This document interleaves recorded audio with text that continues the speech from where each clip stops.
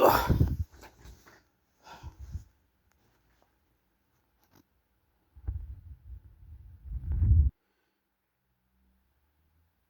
Bach, Johann Sebastian Bach, the first Bach, did two passions. All right, I should know. Should have done my research. I know of very well two passions, long sort of sequences with these very German Lutheran chorales, the sort of thing you'd know of as a sort of Lutheran hymn with a sort of melody with a counterpoint. A counterpoint is a harmony in four parts. This sort of relatively small, highly professional choir sings. These days the choir can be big and modern, like a sort of romantic era, kind of much bigger choir. And they have recitatives, which is a bit like the bits between the arias in operas. It's sort of talky bits. And they have arias, just like in operas, but it's an oratorio, which means it's Christian. It's in a church. It's a performance, but it's a bit like a Christian version of an opera.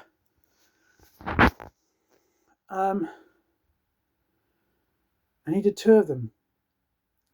Now I'm very lucky in my strange, I'd say eclectic life to have sung with Richard Hickox in a place called Endellion Festival, which is just on the north coast of Cornwall in quite a sweet but surprisingly large church, squeezing hundreds of people in there in a great big choir. And I did John's Passion, St. John's Passion.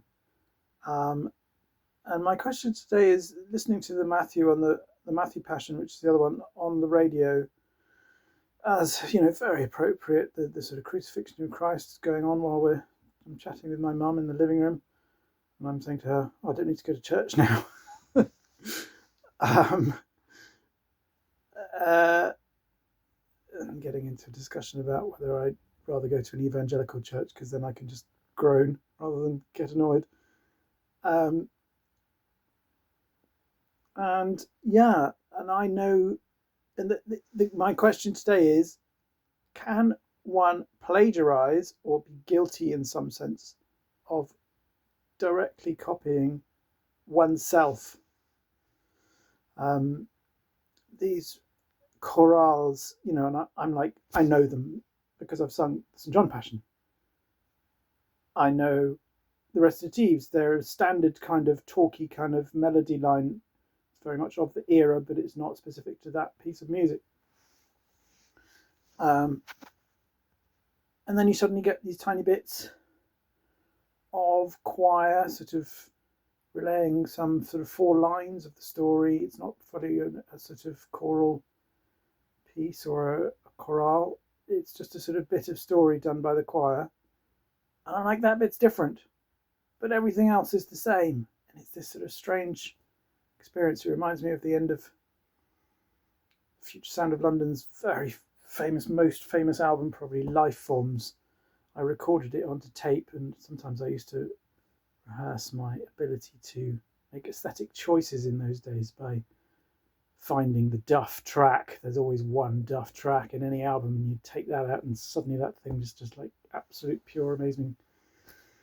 And I'd run out of space at the end of the tape, and so that I listened to the album, and the last track I'm like, I know it when I listen now, and then bang, I don't know it. It does something that I'm not expecting, because that's the moment that the tape ended, and that I know it so well right up to that moment. Then suddenly I'm thrown into this completely different era. Area, I should say, is what I meant to say, I think.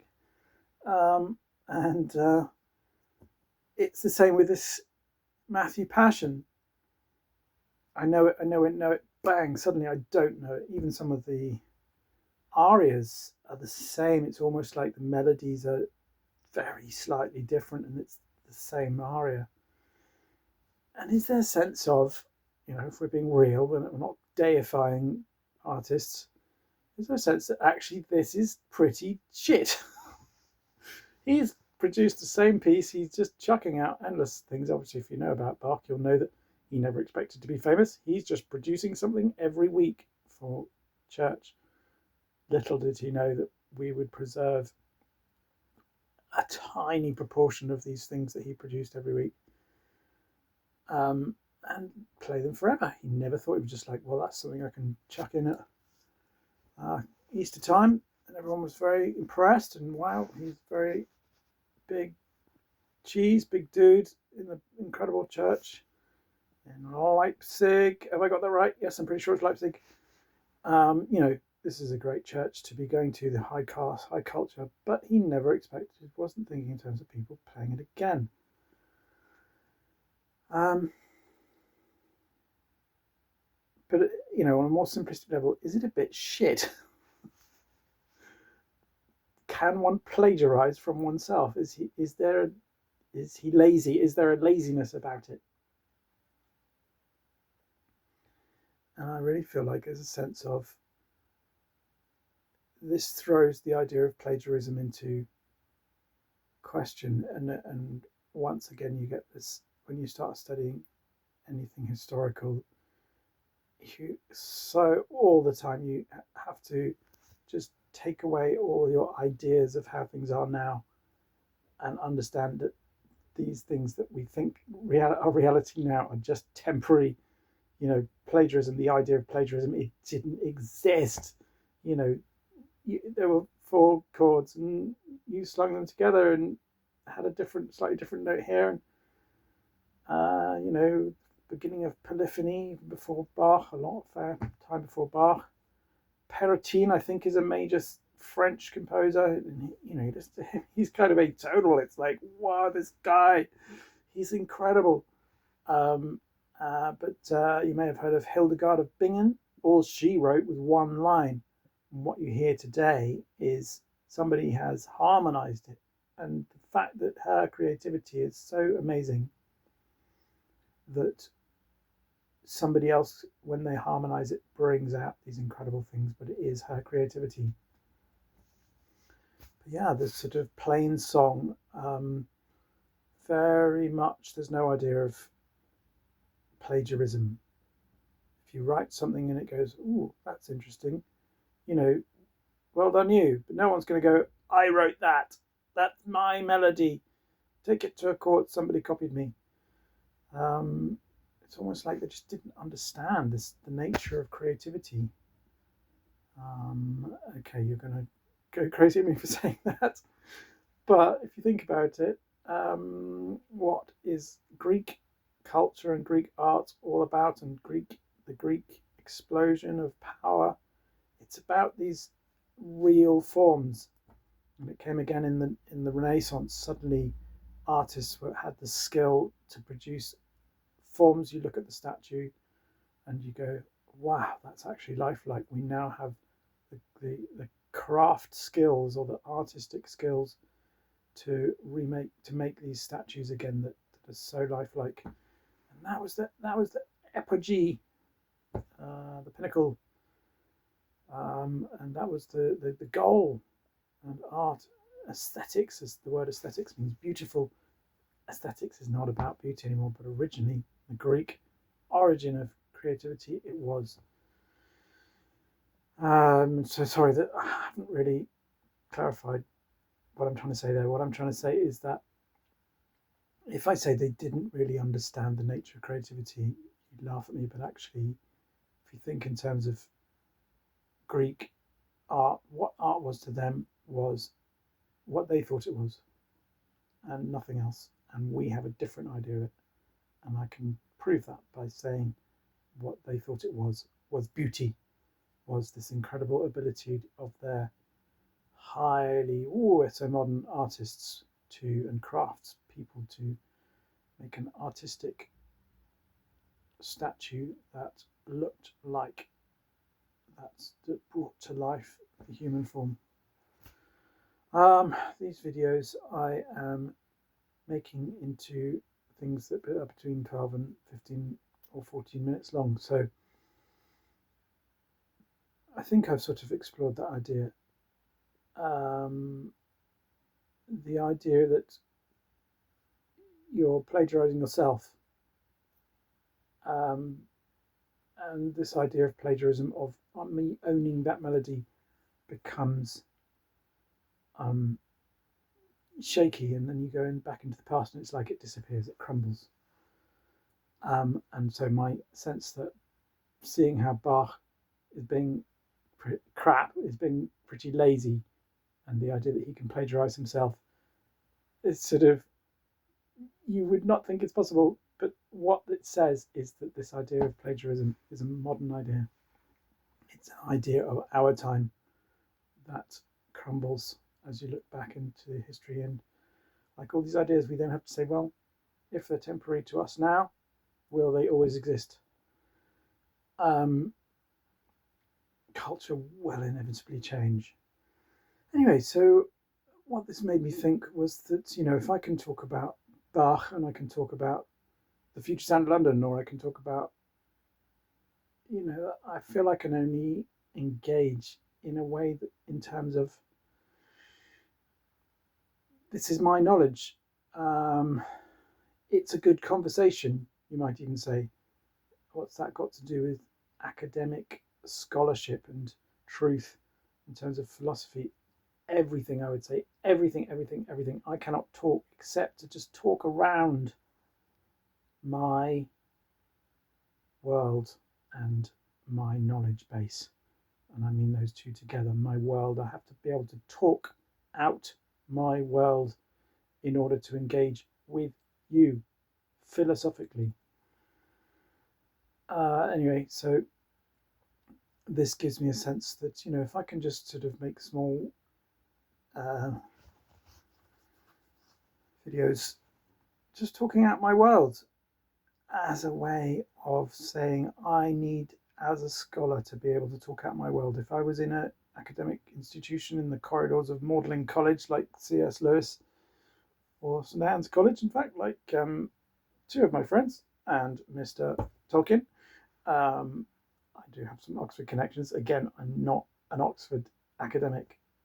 This is the eclectic, weird nature of my life. I'm not an academic, or I've got a master's in postmodern philosophy and literary criticism. I've studied Hegel much more recently. Got it the wrong way around. So if I am to, so if I was a scholar, if I was walking the corridors with C.S. Lewis, like in that film,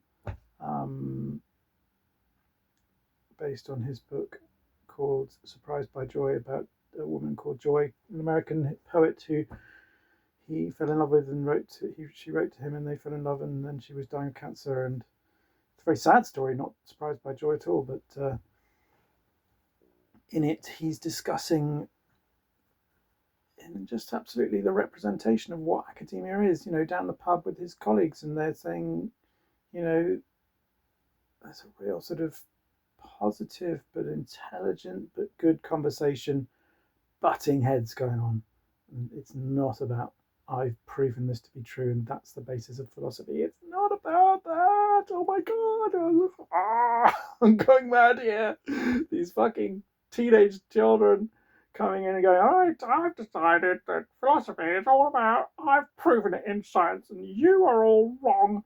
It's like, okay, you have no knowledge of what the nature of philosophy is. Anyway, go back to your little childish den and stop piling in and telling me what philosophy is. Yes, anyway, there we go. But I can't breathe. I'm calmed down. All right, so there we go. The scholars having a good conversation in the corridors of Magdalen College, or in the Lamb and Flag, which is having its front done and no one can see. Oh no, I'm thinking about the Angel and Child. Anyway, was it the Angel and Child where they met? I think it was the Angel and Child, but somebody might have told me that in fact it was across the road in the Lamb and Flag. Anyway, the famous, beautiful Angel and Child pub. What a place. And also the White Horse that sits under the Bodleian Library, under the Blackwell's bookshop, where Inspector Morse was also filmed regularly. This is where they all hang out, C.S. Lewis, etc. great to be very much in that sense. And people like the Dermot McCulloch, who did the series on BBC about Christianity. I saw him in the street on his bicycle, and I know where his rooms are because I saw him go in the door. It's like, oh, I do have some connection with a genuine academia. It's like water in a desert. Anyway, interesting guy. I'm very, very big fan. And which reminds me, Yentob died, and I keep telling this story that for some reason my mum was coming off an aeroplane, and I got there like 2 hours early, or an hour and a half, and it was 7 in the morning, and Alan Yentob walked out of the arrivals gate. I was like, oh my god! The only other time I turned into jelly was when I met my friend who hung out with the film agent in order to try and hobnob with his clients, and now knows Daisy Ridley. And I went to a party because he said, "Oh, Johnny Depp will be there." And this is my friend. I love him, but the famous thing I do not like.